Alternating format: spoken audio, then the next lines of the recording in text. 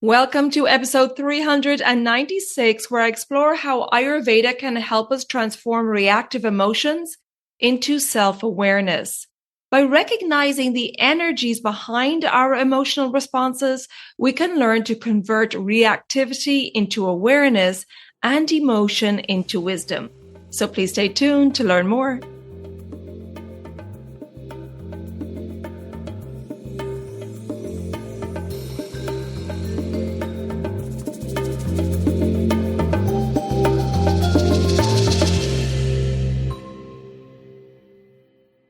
Hi there, I'm your host Colette, and on this podcast I will be sharing the teachings of Ayurveda, yoga, and holistic health practices.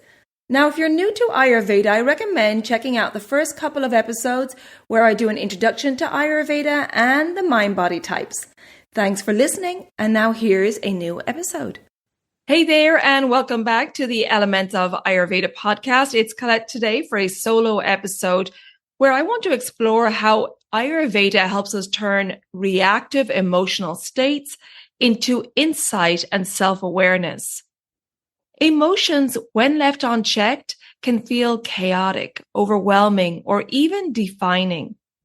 But through the lens of Ayurveda, these emotional waves become invitations to pause, to witness, and to understand ourselves more deeply. Just as we balance the body through food and lifestyle, we can also balance the mind by tending to the energies behind our emotional responses.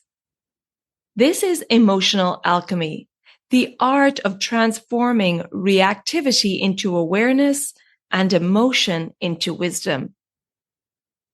The word emotion comes from the Latin root emovere, which means to move or stir up. And this aligns beautifully with the Ayurvedic wisdom, which sees emotions as movements of energy, expressions of imbalance or harmony in the doshas.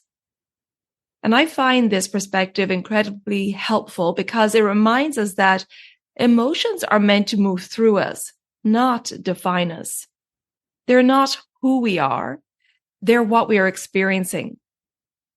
And as you may know, I'm Irish, and in our Irish language, Gaelic, this understanding is built right into how emotions are spoken about. So rather than saying, I am sad, we say, Tá broin orm, which translates as sadness is on me, or Tá imni orm, anxiety is on me. I love this way of expressing how you're feeling emotionally because it's reflecting that the emotion is temporarily here, but not part of your core identity. They are experiences that visit us, especially when we're out of balance. In Ayurveda, emotions are not viewed purely through a psychological lens, as we often do in the modern world. Instead, they're understood as energetic movements, expressions of the elemental forces that make up the doshas of Vata, Pitta, and Kapha. These doshas aren't just body types or physical constitutions. They're dynamic energies that influence everything from our digestion to our mood. For example, Vata is made up of the air and space elements and governs action and movement. When it's out of balance emotionally, we might feel anxious, ungrounded, or overwhelmed. Pitta, which is made up of the fire and water elements, which governs transformation and conversion, when out of balance emotionally, it might show up as anger, frustration, or perfectionism.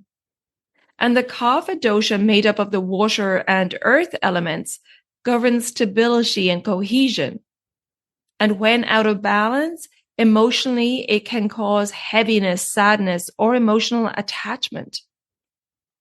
By understanding emotions as doshic expressions, movements of energy rather than psychological traits, we begin to approach them with curiosity instead of judgment. When we become aware of emotions arising, whether it's fear, anger, or sadness, it's an invitation to pause and ask, where might I be living out of alignment with my true nature? Through awareness and appropriate practices, we can restore balance in the body and mind. And when balance is restored, the emotion often softens or dissolves on its own. While doshas help us to understand the elemental energies behind our emotions, Ayurveda also teaches us about the gunas, the three qualities of the mind. And these are rajas, tamas, and sattva. Now, rajas in balance gives us impulse and inspiration for activity, which we need to move through life. But out of balance, rajas fuels restlessness and intensity, and it can show up as emotional reactivity, overthinking, or agitation. Tamas in balance is the foundation of rest and recovery and gives us a sense of grounding and stability. But out of balance, tamas can result in heaviness and inertia and can make us feel stuck, numb, or emotionally disconnected. Now, these energies are not bad. They're just part of the inner landscape, and with awareness can become great indicators of imbalance in the body and mind. And just like the doshas, they can be balanced. The goal is not to eliminate rajas or tamas, but to increase the third quality of the mind, which is sattva, the quality of harmony, balance, and clarity, so we can respond to emotions instead of reacting blindly. When we bring together the doshic understanding with the wisdom of the gunas, we gain a much richer toolkit for emotional alchemy. One of the most powerful teachings in Ayurveda and yoga is the practice of observation without attachment, especially when it comes to our emotions. This is where the quality of sattva becomes so important because along with harmony, balance, and clarity, sattva brings wisdom. When sattva is present, we can witness what's happening inside us, our thoughts, feelings, and emotional responses without immediately reacting or becoming entangled in them. This is the difference between I am angry and anger is arising within me. The first is identification. We merge with the emotion and may act from it unconsciously. The second is observation. We create a little space between ourselves and the emotion arising within us. And that space is where awareness lives. And awareness is the beginning of choice of how we react to that emotion. Cultivating sattva doesn't mean suppressing emotions or pretending to be peaceful. It means slowing down enough to notice what's moving through us with compassion and without judgment. Sattva allows us to respond rather than react, to ask, what is this emotion asking of me, instead of being swept away by it? This is emotional alchemy in action. When we can stay present with an emotion and have curiosity about it, it can transform. Fear can become clarity. Anger can become right action. Sadness can become tenderness. But that transformation only happens when we meet the emotion with curiosity and sattva, which is with stillness, honesty, and a willingness to listen. So let's look at some Sattva-promoting lifestyle and practices for all of the three doshas. Vata emotional tendencies are towards overstimulation, fear, anxiety, and scattered thoughts. These are signs of imbalance in the Vata dosha, so we want to bring in Vata pacifying practices and Sattva increasing practices for Vata, which includes grounding, warmth, routine, and steadiness. And we can bring this in by daily self-care practices, our dinacharya, which helps to anchor the nervous system, like eating and sleeping at regular times, avoiding overscheduling and erratic routines, which can really throw off the Vata dosha. I discussed dinacharya in detail in episode 16, so check that out if you're not familiar with these self-care practices. So let's look at diet next. A Vata pacifying diet, which needs to be tailored, of course, to each individual, but in general, warm cooked foods so that they're easier to digest, like stews or soups, with lots of liquids to hydrate the dry Vata body. Root vegetables, which have a grounding energy because they come from the earth, and lots of good fats like ghee, avocado, olive oil help to keep the body satiated. And warm herbal teas with digestive spices like ginger, for example, to aid the Vata digestive system. It's best for Vata types to avoid cold foods and drinks and raw foods. Vata is pacified with soothing environments, soft textures, warm lighting, soft music, or even silence. You want to avoid too much sensory stimulation, so avoiding background noise or excessive screen time, which can overstimulate the Vata nervous system. Of course, nature is the greatest soothing environment. Taking your shoes off and grounding your energy, especially at the end of the day in the grass or sand, will be ideal. A self-abhyanga, which is the oil massage with a little warm sesame oil to settle the nervous energy, and maybe follow that with a bath with calming essential oils like lavender or chamomile. Again, perfect for calming the Vata nervous system. And a gentle, slow yoga practice, grounding poses with longer holds, which you get in like a yin or restorative yoga class, focusing on the exhale to release tension from the body and mind. Of course, meditation, really great for the Vata nervous system and Vata active mind, focusing on the breath or a mantra to quiet that overactive mind. The Vata dosha can have a tendency to go into future thinking, what if thinking, and jumping to worst case scenarios. So a simple mantra of be here now is very effective as it brings that Vata mind to the present moment and out of that future thinking, catastrophizing tendency. And breathing practices. The best one for Vata dosha is Nadi Shodhana, which is alternate nostril breathing, because it helps to calm and center. It works directly on the subtle energy channels of the body, the nadis, and it gently balances the flow of prana between the left and right sides of the body. And we can access these nadis via the nostrils with Ida and Pingala nadi being located right there. And this practice helps to harmonize the sympathetic and parasympathetic nervous systems.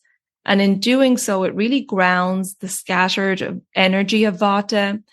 It slows and deepens the breath, quietening the mind, and it induces a state of mental stillness, clearing out energetic congestion and emotional turbulence. Unlike more energizing or heating pranayama practices, Nadi Shodhana is cooling, centering, and profoundly sattvic.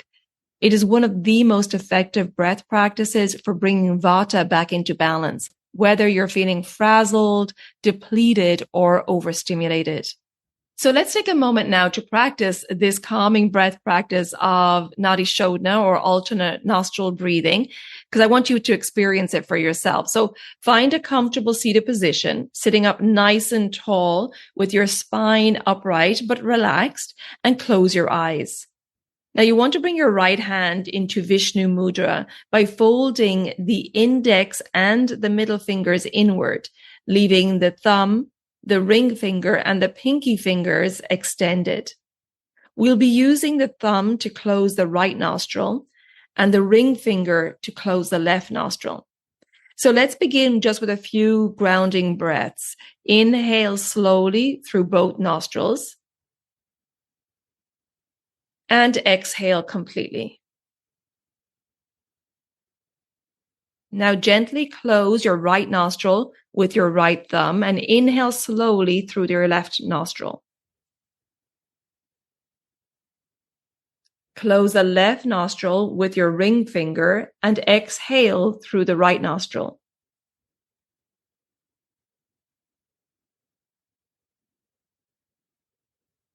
Now inhale through the right nostril.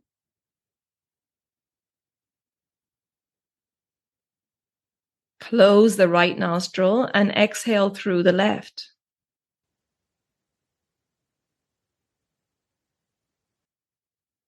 Inhale through the left. Close the left and exhale through the right.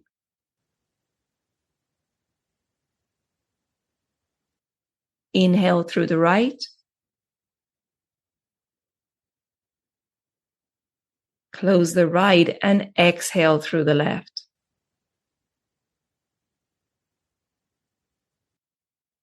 Now release your hand and return to normal breathing through both nostrils.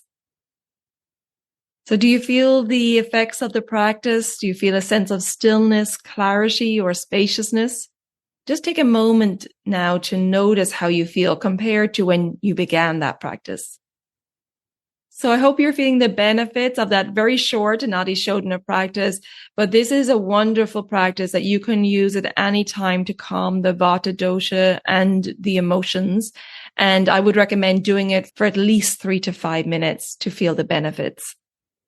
Okay, moving on now to the Pitta dosha. Pitta emotional tendencies are towards intensity, perfectionism, irritability, and control.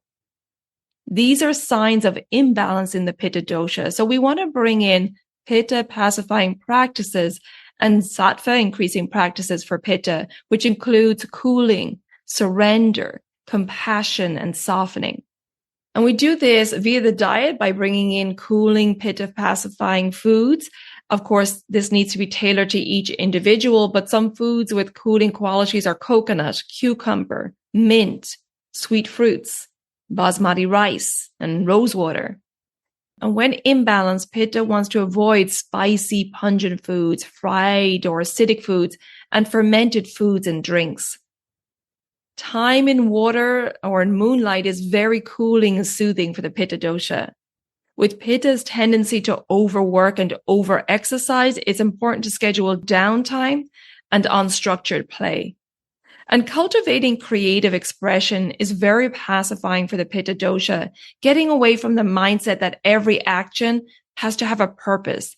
Instead, play with painting, music, journaling, in general being non-competitive and joyful.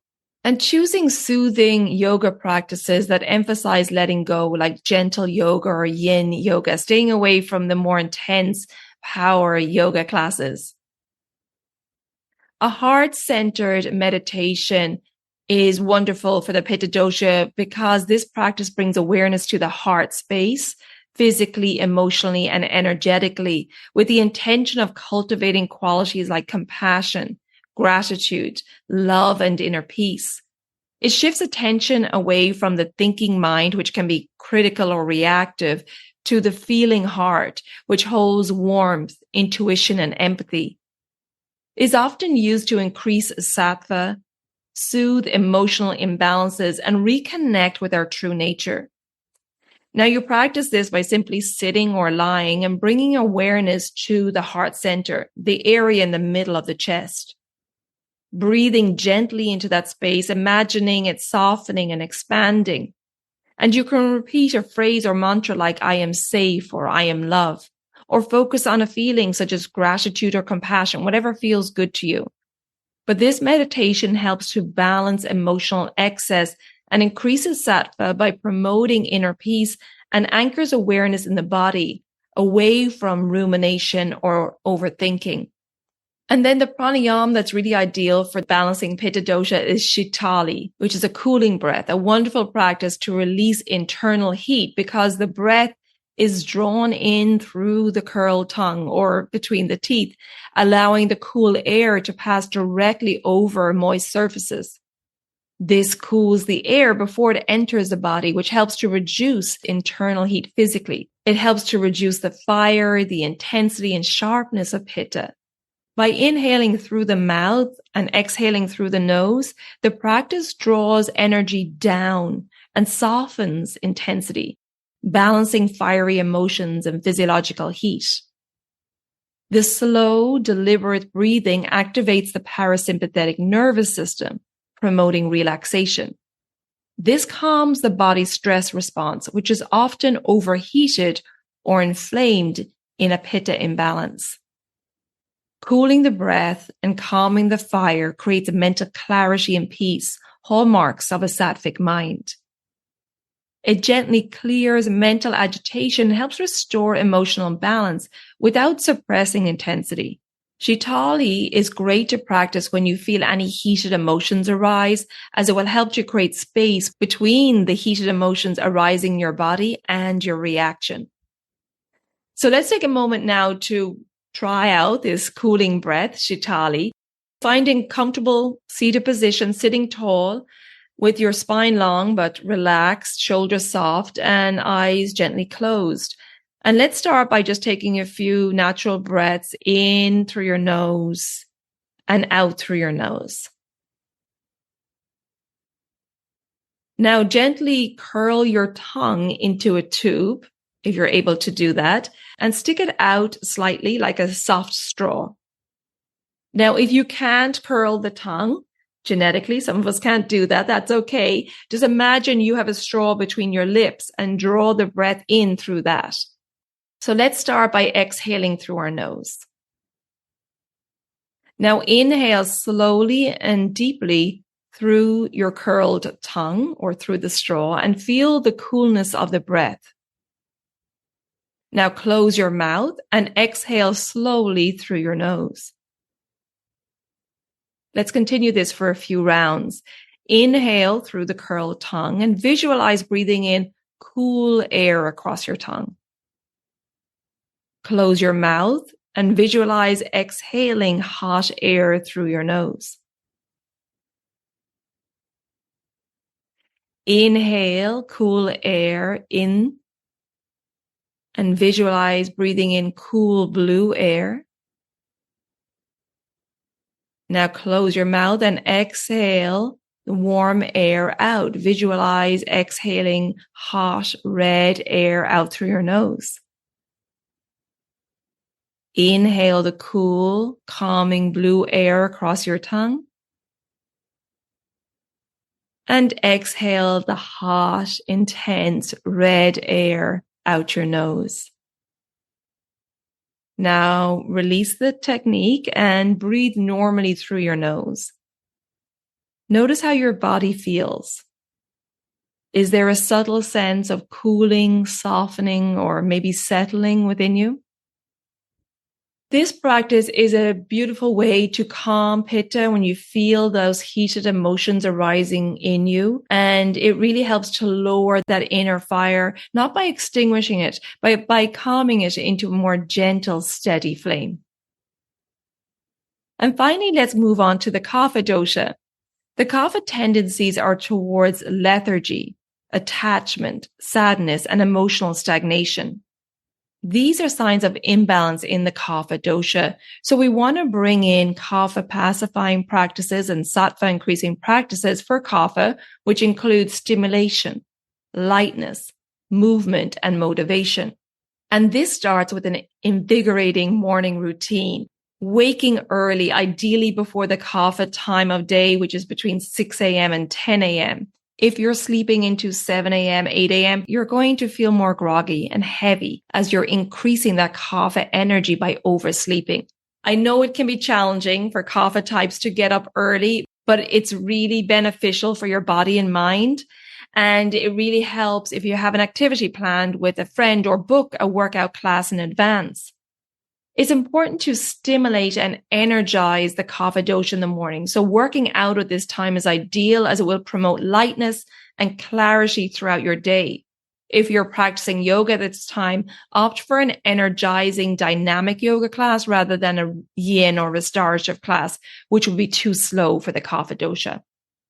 And at the start of your day, it's a great time to set intentions for your day by asking yourself, what do I want to create or move towards today? And this will really inspire productivity in your day.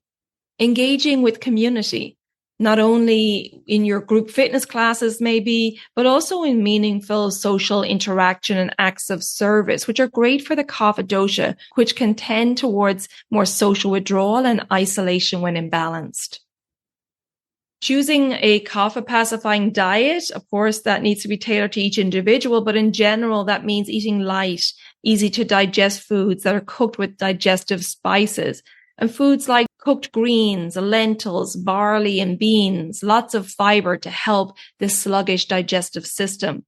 and avoiding the heavy comfort foods and fried foods. Taking time to journal about emotions to avoid suppression of feelings, as this again can be a tendency of Kapha types who are great listeners, but often don't speak about their own emotions. And so if you're not comfortable sharing with others, then journaling is a great way to help you digest these emotions. And then pranayama or breathing practices that are really helpful for the Kapha dosha are Brastrika breath or bellows breath, or Kapalabhati pranayama, often translated as skull shining breath, which is a powerful cleansing practice that's especially effective for the Kapha dosha, which tends towards accumulation of heaviness, sluggishness, and emotional stagnation. Kapalabhati rapidly stimulates Agni, the digestive fire, helping to burn off accumulated toxins or ama and stagnation.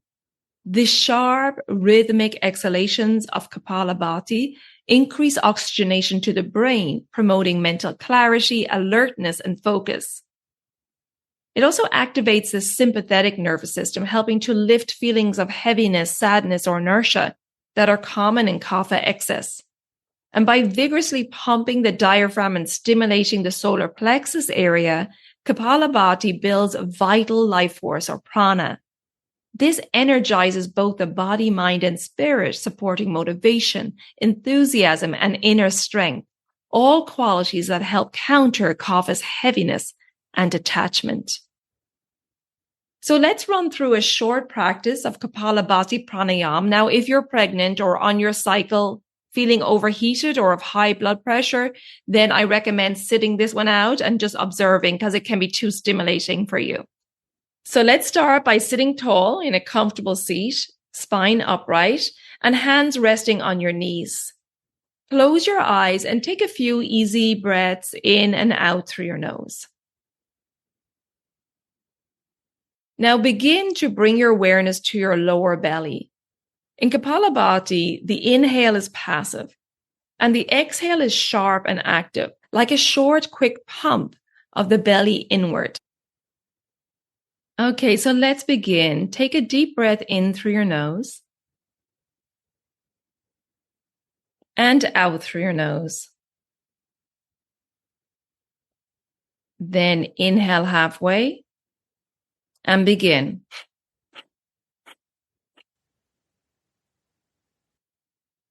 So it's a sharp exhale, and with each exhale, you're drawing your navel in towards your spine. Let the breath come in naturally between each exhale. Focus on the exhalation, and the inhale will take care of itself. Let's continue for a few more seconds.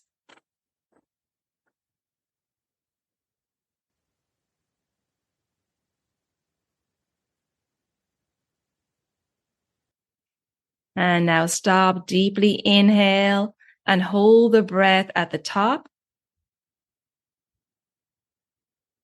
And exhale slowly. Now pause and feel the effects of that Kapalabhati pranayama.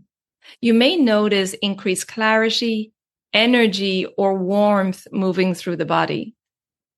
Allow your breath to return to normal and simply sit and observe the sensations in your body and mind. Kapalabhati is like an internal spark, helping to ignite energy, focus, and enthusiasm. It's a beautiful antidote to heaviness in the body and mind. But again, it's not ideal for everyone. So ideal for the Kapha dosha experiencing heaviness or stagnation in the body and mind, but it would be too energizing or stimulating for Vata and maybe the Pitta dosha. So we just covered the tips for both Vata, Pitta, and Kapha pacifying practices and Sattva increasing practices. And I want to cover now, as I finish up, just some universal sattvic practices that are really great for everyone. So, of course, a sattvic diet, eating fresh, seasonal, local foods, ideally prepared at home with mindfulness. So try to limit outside food and avoiding ultra-processed foods or foods that are sprayed with a lot of chemicals. Choosing organic is ideal. As I always say, going to your local farmers market, getting to know your farmers, asking them what they use on their crops, And it's really great to support these hardworking farmers. And of course, then you're buying local and you know what's in season because it will be abundant and cheap. Other universal sattvic practices are being aware of your actions and treating others with respect.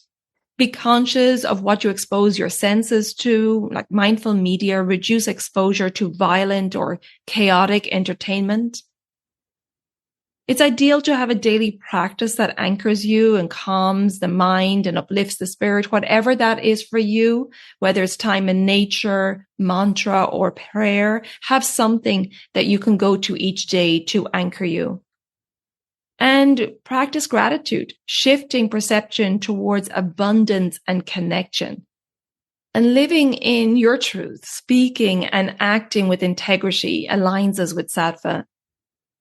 So as we close today's conversation, I invite you to reflect on the idea that emotions are not who we are, but rather energies that move through us, each one carrying a message, an opportunity, a call for balance.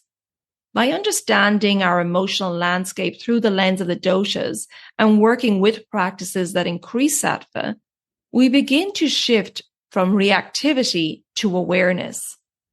This is the heart of emotional alchemy. With curiosity and compassion, we can meet our emotions not as obstacles, but as invitations to return to our true nature.